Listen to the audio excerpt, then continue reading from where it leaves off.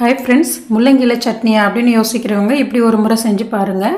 இதுக்கு நான் இன்றைக்கி ஒரு கடாயில் கொஞ்சோண்டு ஆயில் போட்டுட்டு அது கூட ஒரு ஸ்பூன் கடலைப்பருப்பு, உளுத்தம்பருப்பு, கொஞ்சம் ஜீரகம், ஒரு 5 வரமிளகாய், ஒரு 4 பல் பூண்டு, ஒரு 5 சின்ன வெங்காயம் கட் பண்ணி சேர்த்துருக்கேன்.